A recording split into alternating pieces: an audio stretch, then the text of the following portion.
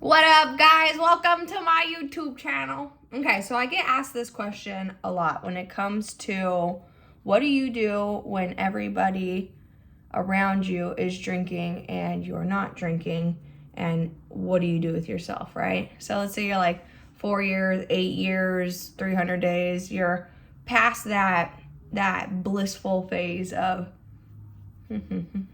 of look absolutely insane.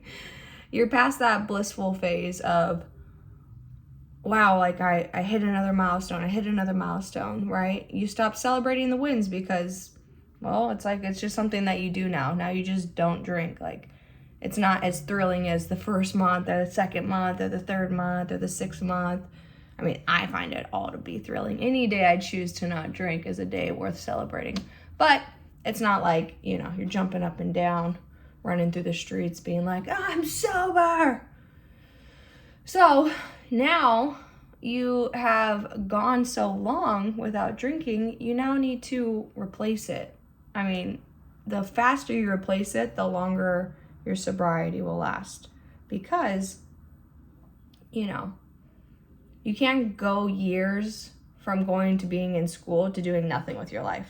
You either get a job, you get a partner, you have kids, you get a house, like you have other things to fill that time that you once spent in school. And the same thing applies for drinking. You spent all this time and all these weekends drinking, and with that, you met all these people who also did the same. So maybe you're just not being stimulated enough, where now being at happy hour or being at a bar or being in these social settings where everyone is drinking just isn't as stimulating. So you're finding yourself like, God, like what's the point? Like, why am I not drinking? Well, because your inner circle is a bunch of drinkers. And so in order to replace that feeling of like, what's the point of even not drinking, right? Like, I can't do this. You got to replace some friends. And it's nothing personal. It's just you're at this level and, they're sticking to complacency. They're sticking to their happy bubble, comfortability. They know what is to happen. They know what's going on. They're celebrating life, whatever the thing may be, right? They're over here. They've been doing the same thing. Nothing is really different. They may travel to new places. They may go to a different bar, but relatively they're doing the same shit. You have now stepped outside of that bubble. You popped that bubble. You got out of the bubble. You're like, okay, I want to evolve. And the only way to evolve is if I eliminate something that I'm dependent on, which in this case would have been alcohol.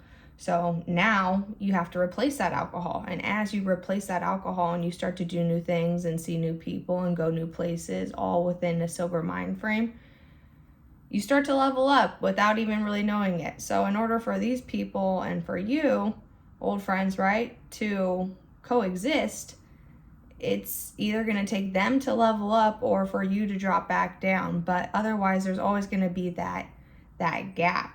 And I feel that when, I hang around people that I used to. It's like the energy is just different. And I'm not saying all cases, because I do have friends that still drink and I love them dearly. But for the most part, the people who I hung out with in my past are no longer in my present. Not because there was anything wrong with them, not because, we had a huge falling out, but because the energy was different. And when you have to force something, it takes more energy out of you, right?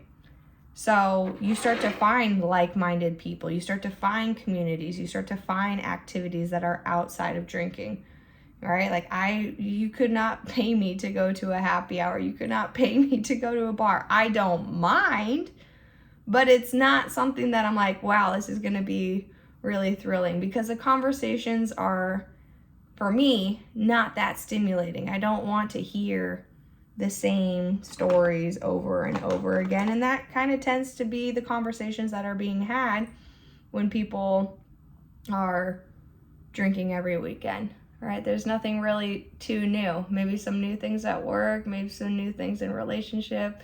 But I don't even want to be talking about people. I want to be talking about plans and goals and what do you want out of life and bigger things and bigger topics. I just watched that movie Titanic, and Rose was saying, she's like, it's the same people with the same conversations. Like, I feel like I could see my future just looking across the room at an older woman. And that's how I felt with drinking. And I'm not shitting on people who drink, right? Like, drink. I just found for myself that there was more to life than doing the same things over and over again. And I didn't need to drink in order to enjoy life anymore. It was rather the opposite. You know, when I was drinking, it was constantly reaching for that dopamine hit. And then, you know, the baseline gets lower, and then dopamine hit, and then baseline gets lower, and the dopamine hit, and then, you know, passed out or blacked out or just not feeling the best about myself. And to be around it, you have to be comfortable with your decision to not drink. Like, there is nothing wrong with me. I don't have some predestined, you know, alcoholism running through my body, or, you know, have this disease or whatever. I am a person that used alcohol for a very long time to escape the things that I was avoiding. And after I stopped avoiding shit, I actually was able to go through it, and I was able to get past it and be better. And once I made that decision that I'm just not a person that drinks, right? Just like vegans are people who decide I don't eat meat, right? How long are you not going to eat meat for? Well, I don't know. How long are you not going to drink for?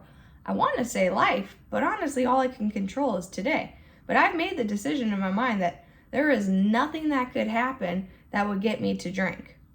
Lose a parent, lose a partner, lose a kid, lose a dog, get injured. I've already gotten injured. Just financial, you know, problems, whatever. There's nothing in my mind that I can think I don't have a way out.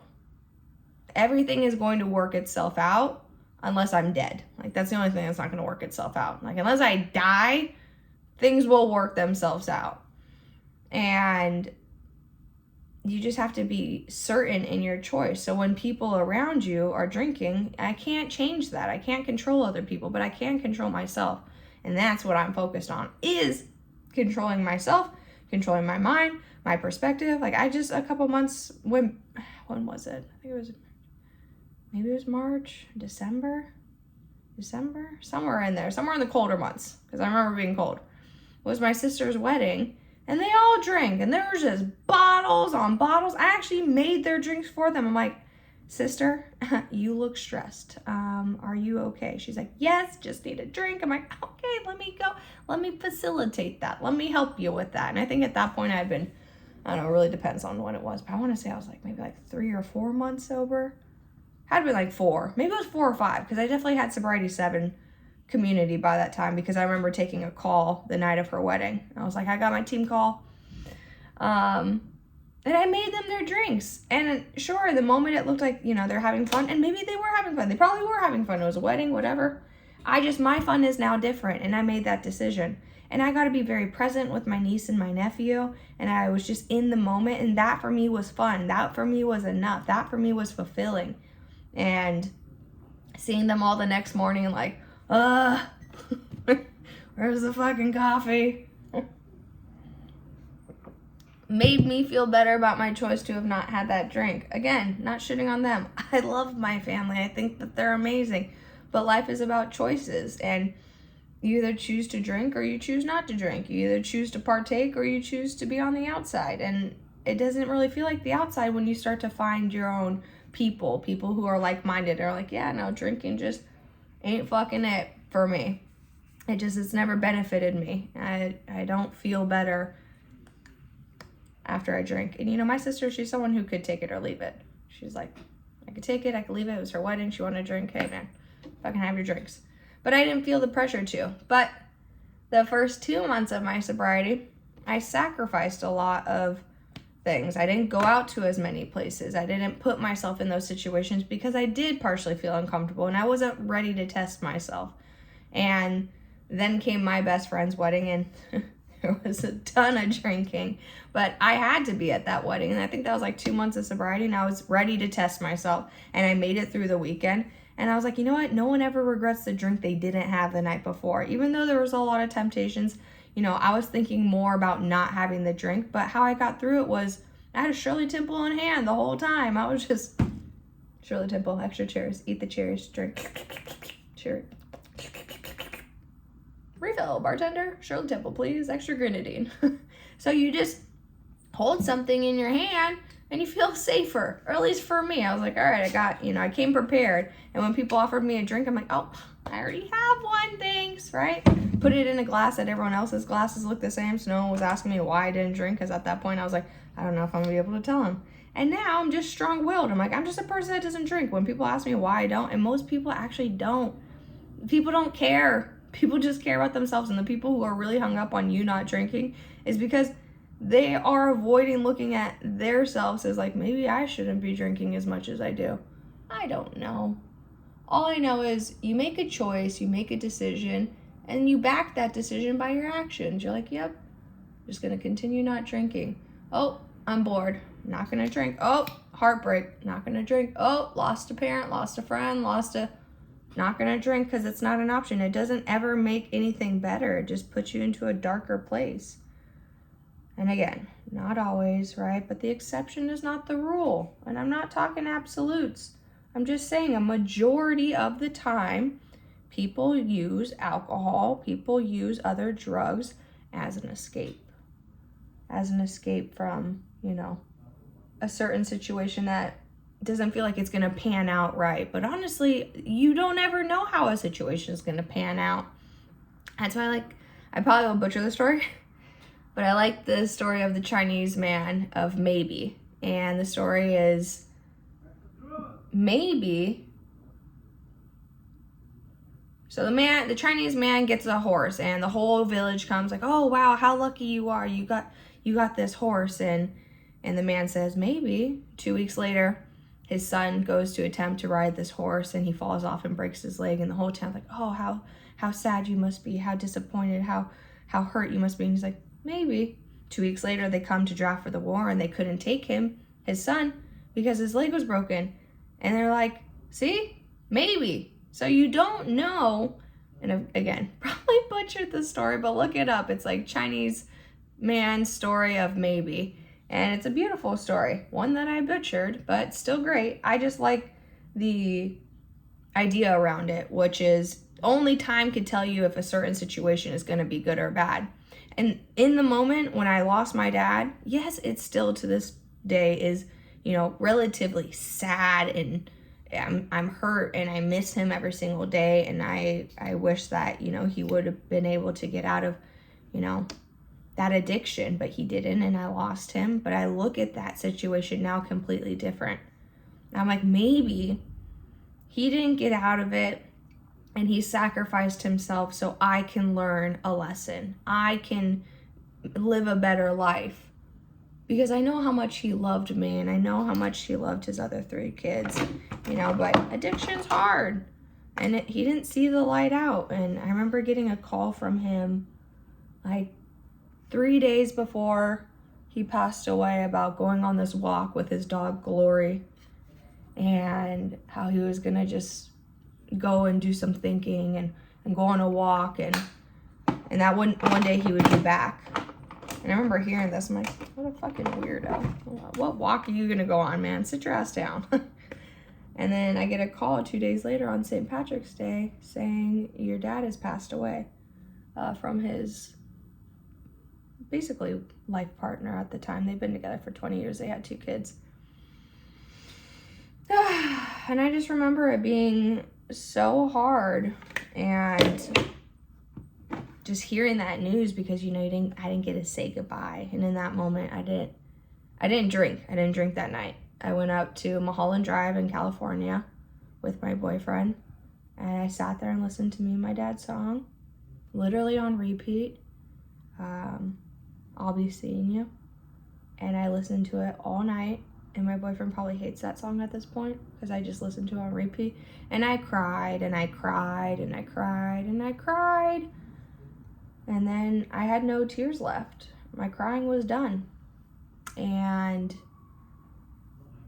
that's the thing, in that moment, it felt like everything was coming to a fucking end. But then I remembered I still have my sisters, I still have my boyfriend, I still have my mom, and I can't just have this victimhood mentality when people lose their parents all the time, and lose their parents way sooner, sometimes don't even get to meet their parents. There are other situations outside of me that are bigger than me, and I just had to look at the situation like, yes, this is unfortunate, but I know in my heart that if my dad were alive, he would not want me to go down the same route he did when he lost his father, which was to drink and to get lost and to wallow in your own self-pity.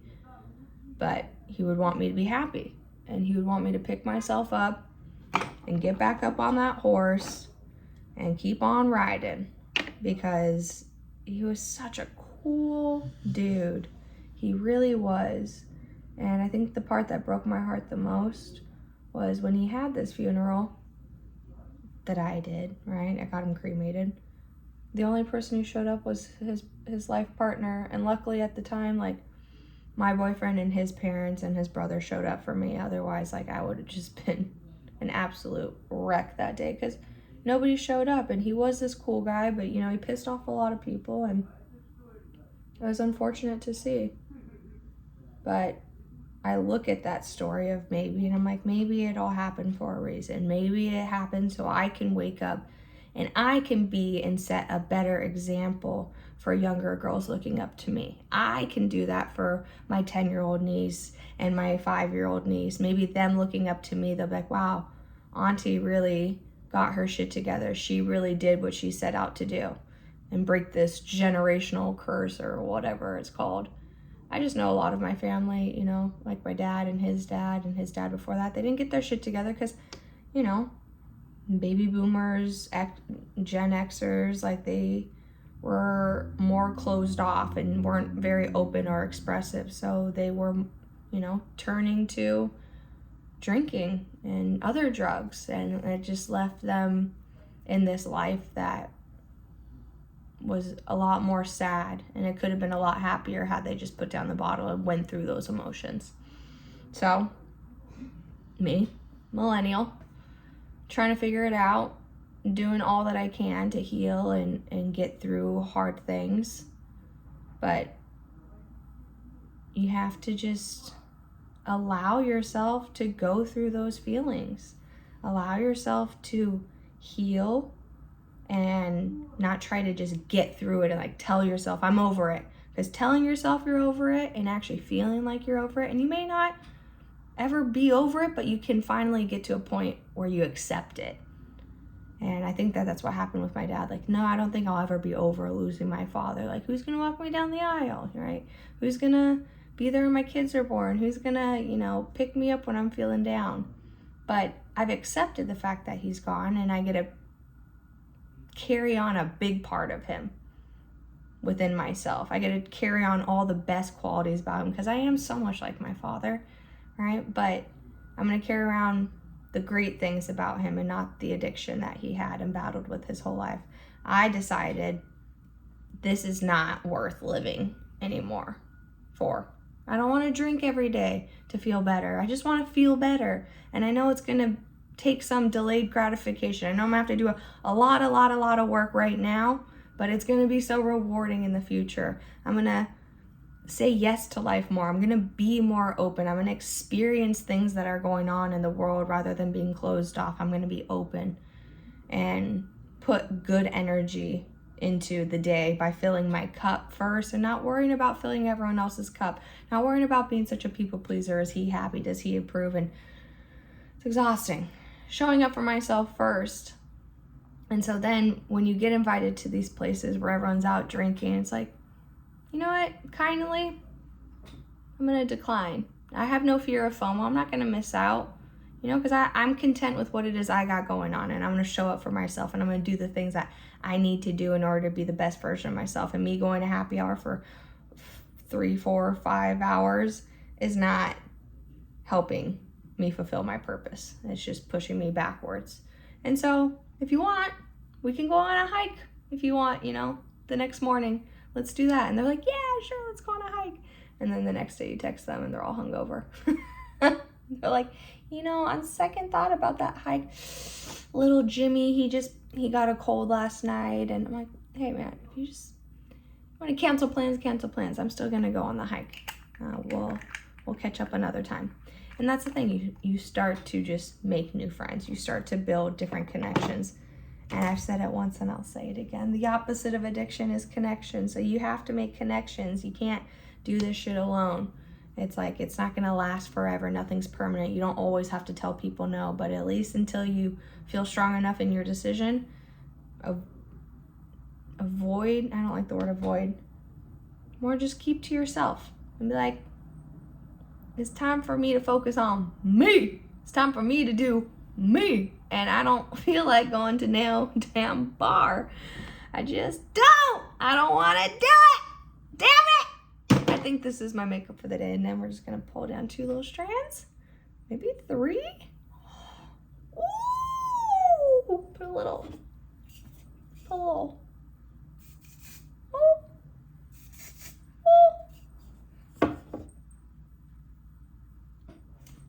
Okay, that's my little rant for the day. It's my little spiel.